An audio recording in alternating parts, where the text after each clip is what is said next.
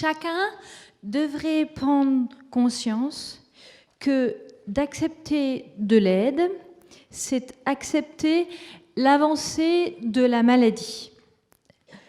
Accepter de l'aide, c'est accepter la dégradation de mon intellect. Accepter de ne plus être libre, d'être sous surveillance. Ça touche à mon image. C'est céder la place à la maladie. La personne qui vient m'aider me rappelle que je suis diminuée parce que j'ai besoin d'aide. C'est pour ça que je me bats contre les personnes qui viennent à la maison.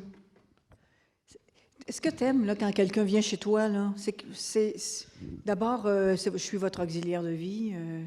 Je pense que ça, c'est pas une entrée en matière. Je voulais dire ça. Mina, tout à l'heure, juste avant, tu disais que tu avais besoin de quelqu'un pour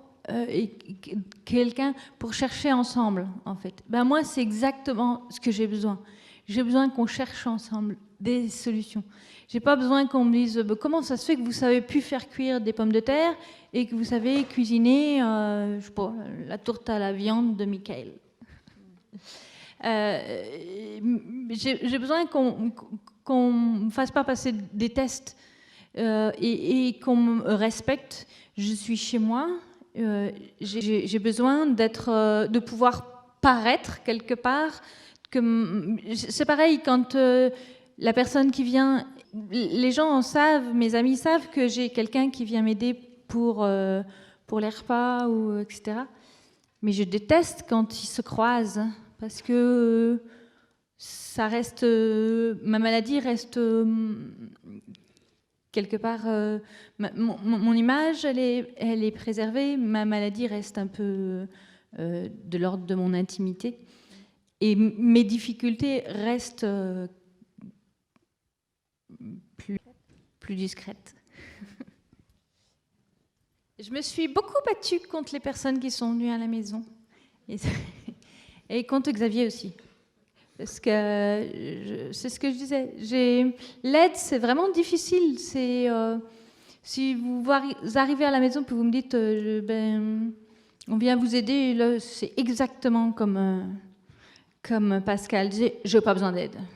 Ça va être clair. Par contre, si on s'assied, on se dit, qu'est-ce que tu as fait ce week-end? Si je pose des questions calmes. Si la relation de confiance, elle s'installe, là, ils sont capables de faire tout ce qu'ils veulent avec moi. Mais c'est ça qui est le plus important, c'est la relation de confiance. Ouais, je voulais juste dire...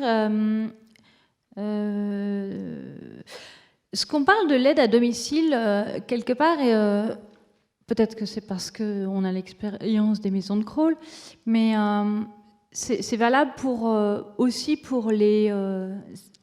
Dans un monde idéal, ça devrait aussi parler à vous, personnel d'EHPAD, puisque vous êtes censé être non pas sur votre lieu de travail, mais sur le lieu de vie des personnes. Et de fait, idéalement, ça serait que vous agissiez comme à domicile. Aux maisons de crawl, c'est ce qu'ils font.